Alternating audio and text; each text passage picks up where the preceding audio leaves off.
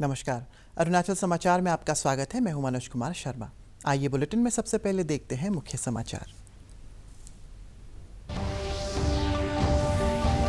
प्रधानमंत्री नरेंद्र मोदी ने आकाशवाणी से प्रसारित मन की बात कार्यक्रम में देशवासियों से राष्ट्र प्रथम सदैव प्रथम मंत्र के साथ आगे बढ़ने का किया आह्वान। कहा, आज भारत जोड़ो आंदोलन की जरूरत। प्रधानमंत्री ने कहा, हम सब स्थानीयता को समर्थन देकर रोजमर्रा के अपने काम करते हुए भी कर सकते हैं राष्ट्र निर्माण। पापुम-पारे जिले के दोईमुख स्थित एनडीआरएफ की 12वीं बटालियन के कार्यालय परिसर में टीम कमांडर्स के लिए मीडिया मैनेजमेंट पर प्रशिक्षण आयोजित। एनडीआरएफ के अधिकारियों को प्रिंट, इलेक्ट्रॉनिक और डिजिटल मीडिया की अलग अलग ज़रूरतों के अलावा सोशल मीडिया हैंडलिंग का दिया गया प्रशिक्षण। केंद्र और राज्य सरकार की विभिन्न योजनाओं से अरुणाचल प्रदेश में बढ़ रहे स्वरोजगार के अवसर। आत्मनिर्भर भारत योजना के तहत ईटानगर में अरुणाचल मल्टीपर्पज कोऑपरेटिव सोसाइटी द्वारा स्थापित इको फ्रेंडली पेपर उत्पादन इकाई से स्थानीय युवाओं को मिल रहा है रोजगार।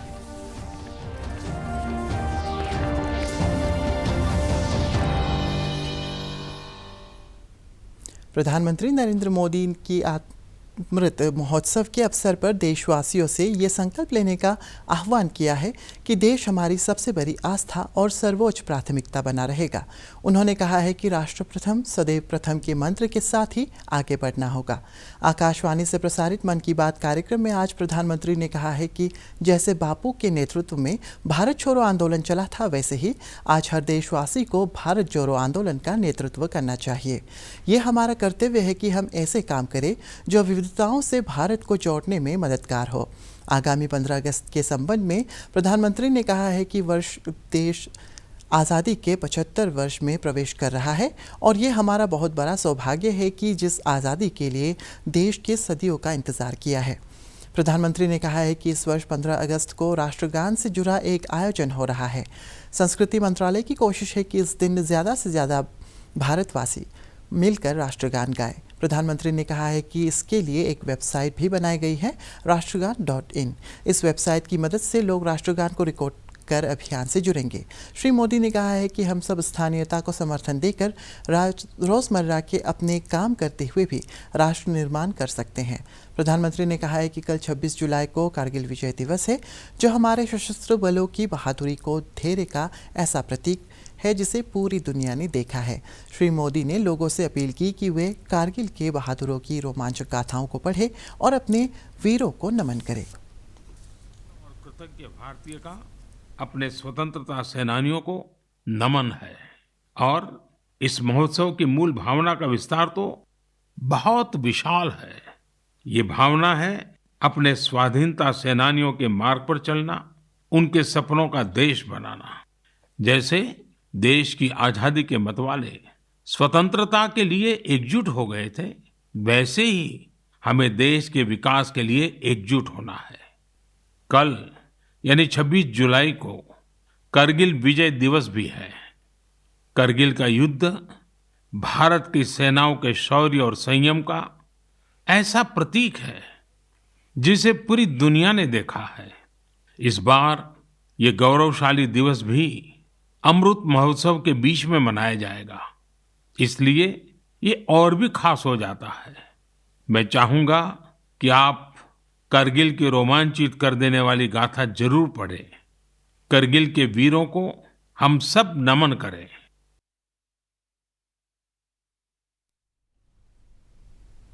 प्रधानमंत्री नरेंद्र मोदी ने कहा है कि 7 अगस्त को राष्ट्रीय हथकरघा दिवस पर अपने उद्यमियों, कलाकारों, शिल्पकारों और बुनकरों के प्रति अपना समर्थन व्यक्त करना हमारे सहज स्वभाव में होना चाहिए। आकाशवाणी से प्रसारित मन की बात कार्यक्रम में आज प्रधानमंत्री ने लोगों से अपील की कि वे ग्रामीण क्षेत्रों में बने हथकरघा उत्पादों को खरीदें और उसे #myhandloom_mypride पर साझा करें। प्रधानमंत्री ने मणिपुर के उखरुल जिले में सेब की खेती में हो रही बढ़ोतरी की भी चर्चा की। श्री मोदी ने कोरोना महामारी के दौरान बेर की खेती में आई तेजी की भी चर्चा की और कहा कि त्रिपुरा के उनाकोटी के 32 वर्षीय विक्रमजीत ने बेर की खेती से काफ़ी लाभ अर्जित किया है।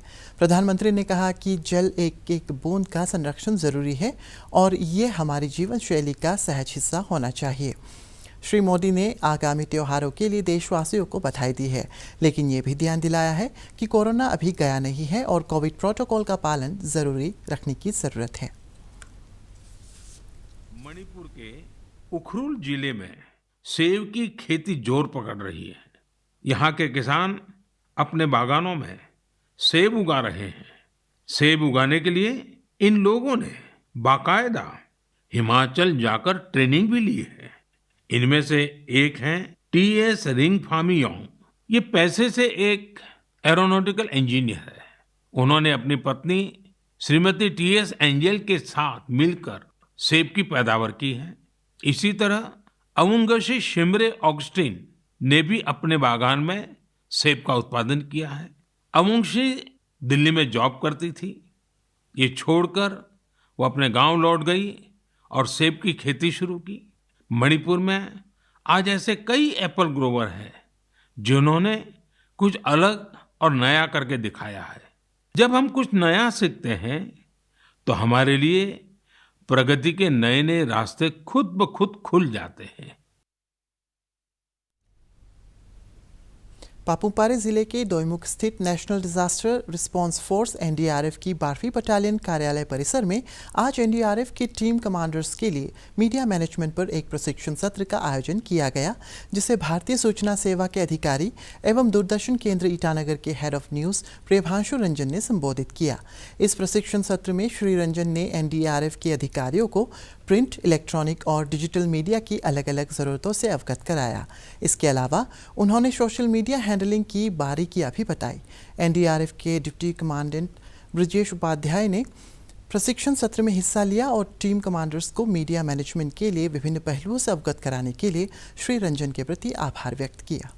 प्रेभांशु Ranjan, head news, DD news Itanagar, इनको मैंने आमंत्रित किया है यहाँ पे ताकि हमारे जो टीम कमांडर्स हैं, जो रेस्क्यूअर्स हैं, उनको मीडिया के बारे में कैसे मीडिया को मैनेज किया जाए, प्रेस रिलीज कैसे तैयार किया जाए, और जब भी कभी ग्राउंड पे ऑप्स करते हैं या ट्रेनिंग एक्टिविटी होता है या कम्युनिटी अवेयरनेस प्रोग्राम होता है तो उसमें किस टाइप्स के विजुअल्स भेजे जाने चाहिए, फोटोग्राफ और वीडियो की क्वालिटी कैसी होनी चाहिए, कैसे फोटोग्राफ और वीडियो लिया जाए। तो ऐसे बिल्कुल माइन्यूट फैक्ट्स के बारे में सर ने हमको और हमारे टीम कमांडर्स और हमारे बाकी रेस्क्यूअर्स को बताया, और हमने अपने फील्ड लोकेशंस को ऑनलाइन भी सर के जो क्लासेस थे उससे जोड़ा था ताकि वो भी बेनिफिटेड हो जाए। और मुझे जहाँ तक लगता है कि इस ट्रेनिंग क्लास के बाद हमारे जो कमांडर्स हैं वो कैसे कम समय में कंसाइज वे में कॉमन पीपल तक या मीडिया पर्सन्स तक इस विजुअल्स को भेज सकते हैं, इस बारे में इनको काफ़ी लाभ मिला होगा। आज एनडीआरएफ के टीम कमांडर्स को मीडिया मैनेजमेंट की ट्रेनिंग देने का मौका मिला। इसमें मैंने उन्हें मीडिया मैनेजमेंट के विभिन्न पहलुओं से अवगत कराया। इसके अलावा जो सोशल मीडिया हैंडलिंग है, जैसे ट्विटर कैसे हैंडल करना है, फेसबुक कैसे हैंडल करना है, यूट्यूब में कैसे वीडियोस अपलोड करते वक्त किन चीज़ों का ध्यान रखना चाहिए, मैंने इस बारे में बताया। इसके अलावा जो न्यूज़पेपर्स हैं, डिजिटल चैनल्स हैं, न्यूज़ चैनल्स हैं, उनकी नीड्स को कैसे फुलफिल किया जाए, इसके बारे में भी एक बुनियादी ट्रेनिंग मैंने एनडीआरएफ के टीम कमांडर्स को दी। मुझे लगता है मेरे इस ट्रेनिंग सेशन से टीम कमांडर्स को काफ़ी लाभ मिलेगा और वो इफेक्टिवली कम्युनिकेट कर पाएंगे मीडिया से। अरुणाचल प्रदेश में पिछले 24 घंटे में कोविड संक्रमण के 515 नए मामले सामने आए और 406 रोगी स्वस्थ हुए। इस दौरान कोविड से एक रोगी की मौत होने से राज्य में इस महामारी से मरने वालों की संख्या बढ़कर 213 हो गई है। राज्य में कोविड के सक्रिय मामलों की संख्या 4,465 है और रिकवरी दर 89.76% है। शनिवार को कोरोना जांच के लिए राज्य भर से 6,878 सैंपल एकत्रित किए गए। अरुणाचल प्रदेश में अब तक 8,22,219 कोविड टीके लगाए जा चुके हैं और 2,50,750 टीके उपलब्ध हैं। ईटानगर राजधानी क्षेत्र में शनिवार को कोविड के 139 नए मामले सामने आए और पॉजिटिविटी दर 13% दर्ज की गई। कोविड के बढ़ते मामलों पर नियंत्रण के लिए राजधानी क्षेत्र में आज से प्रतिदिन दोपहर 3 बजे से सुबह 5 बजे तक कोविड कर्फ्यू लागू रहेगा।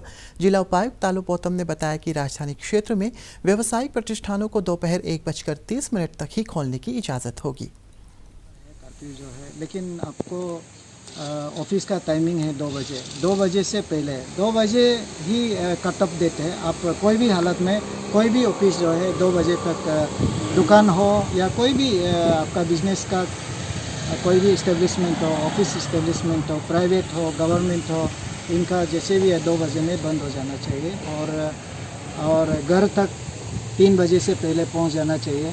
तो यहाँ अब ट्रैफिक का कोई एक्सक्यूज़ नहीं होगा और ये पास का कोई वैलिडिटी नहीं होगा।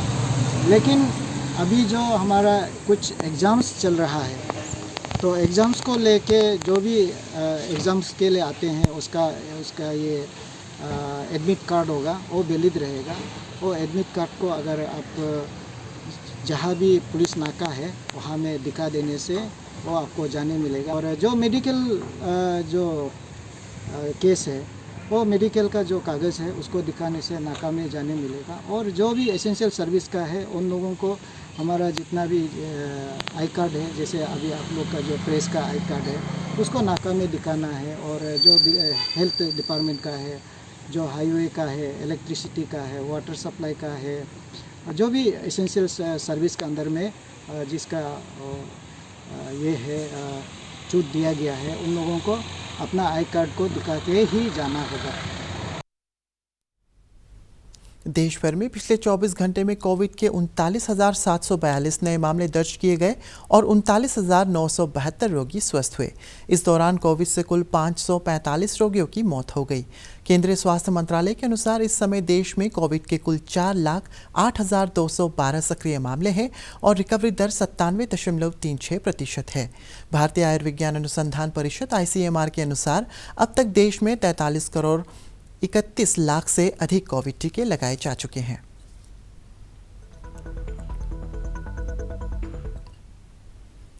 राज्य में युवाओं में बढ़ती नशे की लत चिंता का विषय है और ऐसे समय के समाधान के लिए ऐसी समस्या के समाधान के लिए सरकार के साथ समाज के सभी वर्गों का योगदान महत्वपूर्ण है।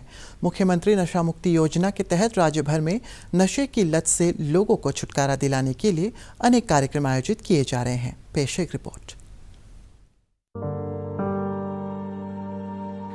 नशे की आदत पूरी पीढ़ी को तबाह करने के लिए काफी है। हमारा प्रदेश उससे अछूता नहीं है।